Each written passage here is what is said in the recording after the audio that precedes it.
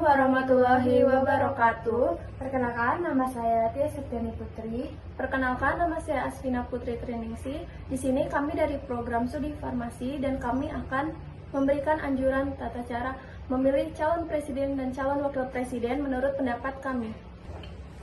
Oke, bagaimana sih menurut pendapat Asvina tentang cara memilih presiden dan wakil presiden yang memang nanti Indonesia akan menjadi negara yang semakin berkembang, bahkan menjadi negara yang sangat maju?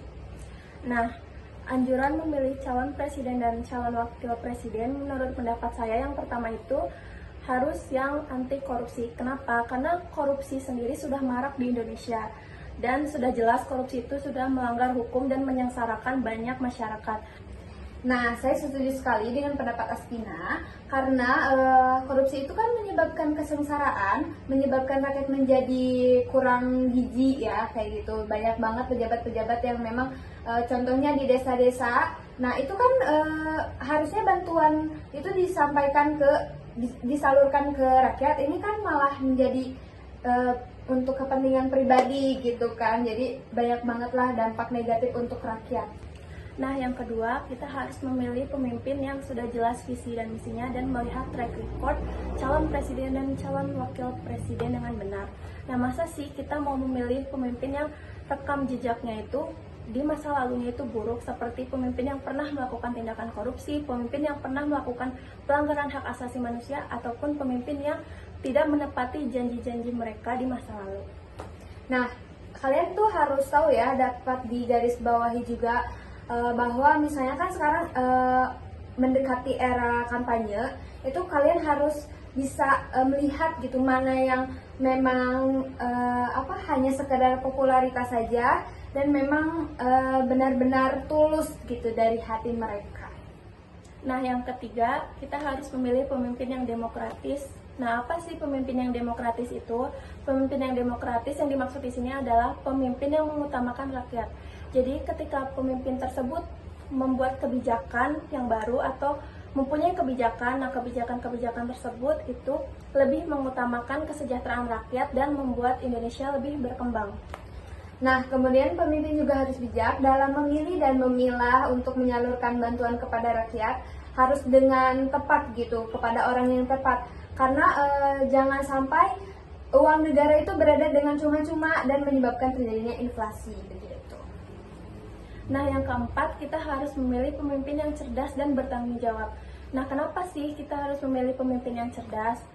Karena di dalam negeri kan gak semuanya akan berjalan mulus-mulus aja, pasti akan ada kendala maupun masalah. Nah, pemimpin yang baik itu harus bisa menyelesaikan masalahnya dengan baik dan mencari solusi dari permasalahan tersebut.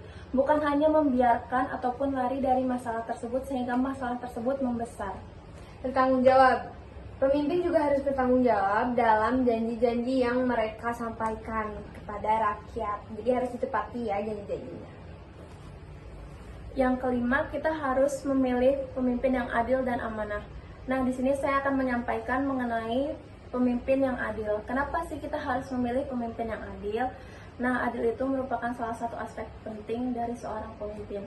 Seorang pemimpin yang adil, mereka akan bertindak dan berperilaku adil dan memberikan kesempatan bagi seluruh masyarakatnya, sehingga rakyatnya itu akan menjadi sejahtera.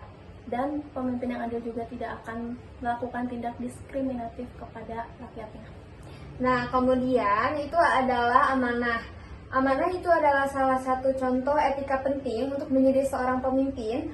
Mengapa? Karena pemimpin yang nantinya akan menjadi seorang pemimpin pada tahun 2024 sekarang ini itu sudah dipercayai oleh masyarakat untuk menjadi seorang pemimpin. Apalagi berbicara tentang uang dan kekuasaan, manusia itu kan mempunyai hawa nafsu ya. Nah, jadi seorang pemimpin itu harus bisa menjaga kepercayaan dan harus bisa menjaga hawa nafsu ini gitu. Jangan sampai mereka yang nantinya akan menjadi seorang pemimpin menjadi balik lagi ke korupsi gitu.